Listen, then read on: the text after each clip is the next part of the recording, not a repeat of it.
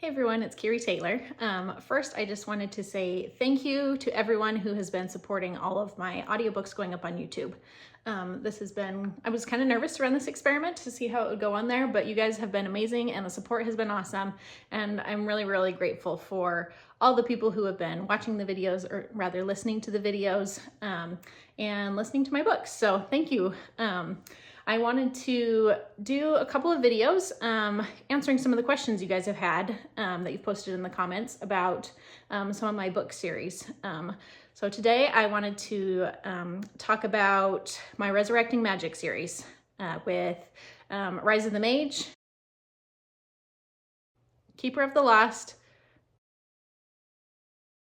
Shadow of the Locked, and Academy of the Found. So let's dive into it. I have them all written down. Some of the first questions, or one of the frequent questions that I've gotten has actually been, why aren't they using their cell phones? All the main characters, why aren't they using their cell phones to help them figure things out or do things or whatnot? And actually the book series is set in the 1960s. So no cell phones then. So when I was writing the book or the series, I didn't want it to be like super obvious. I didn't want it to feel like a time period piece necessarily, but as I plotted it all out, there was no question in my brain this book was definitely set in the 1960s. So that would be why nobody is ever using cell phones. There was also some questions of this is like an alternate universe or anything, or some different theories like that, but really it's a pretty simple explanation. It's just set back in time a little ways. One of the other main things that came up pretty frequently in the comments is that the story feels unfinished. And the explanation for that is because it kind of is. When I first started plotting out this series, I actually planned it out as 3 series in the same series or the same universe, very similar like I did with my Blood Descendants universe. So this was intended to be the first series within the universe, and then there was going to be a 2-book series, so a duology after it, and then probably a trilogy that followed after that. And the honest answer to it all is why isn't there the rest of these books, is because the series did not sell very well. Sometimes I go into series, they're always passion projects for me. Sometimes I go into them and it just doesn't translate super well into the sales. So that's kind of the simple explanation of why there isn't more, why there's so many things in the series that didn't get worked out or we didn't get answers to necessarily, because there was intended to be a few more books. It was going to be a generational story. So the next 2 books were going to be about Margot and Nathaniel's son. And then the 3rd series was going to be about their grandson. At this point, I don't have plans to continue writing those books, mainly just because, again, it's just not translating super well into the sales. And while I will always follow my passion and write what I want to write, it does weigh a little bit into it how things are selling, because this is my career. This is how I provide for my family and everything. So at this time, they are not going to get written.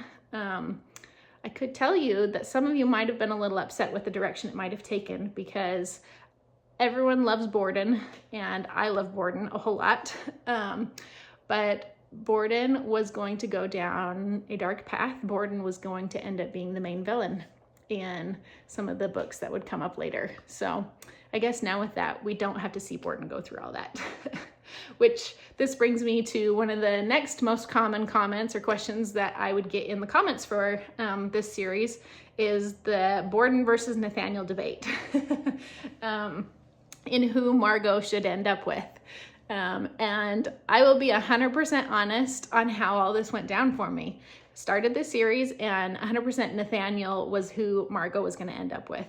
And who she does end up with. But as I wrote books 2 and 3 in the series, I really, really loved the character of Borden. He's definitely one of my favorite characters that I've written, in that he's kind of complex, he's a little morally gray, and he really was a very good match to Margot, because, the 2 of them got up to a lot of trouble sometimes. And so there really was a point where I heavily considered having Borden be the end game for Margot. But as I was writing towards the end of book 3, I believe it was, I couldn't do it. Like, I just kept coming back around to Nathaniel, and I really just knew that, like, when it came down to it, Nathaniel was Margot's perfect match and that these two needed to be together. So that is, if you felt a lot of chemistry between Margot and Borden, that's because there was a lot, and because I had a heavy debate in my mind about what was the best route to go with the relationships in the book. So there's that. I'm gonna try and not have this be too super long. So those are all of the like questions I think I'll address for now. Those seems to be kind of the main ones. If you have any other questions that you'd like to ask about the Resurrecting Magic series, go ahead and leave them. Also, if you have any other questions about any of my other series that you would like me to address, I do plan on making some more videos where I'll be talking about each of my different series. So and of course, it's going to be kind of a long series of videos once we get to my Blood Descendants universe series, since there's multiple series within the series. But if you have any questions about any of the series, go ahead and list them in the comments, and I will make sure that I get to them. But for now, I just want to again say thank you for your love of the Resurrecting Magic series, for your support of it. I really appreciate it. I feel the love and sometimes the frustration with some of the characters. And people can be kind of savage sometimes, but that's just how it goes. It just means that we're getting invested as readers, right? So anyways, but really thank you for all of your support, and I'm so grateful that you've taken the time to listen to my books.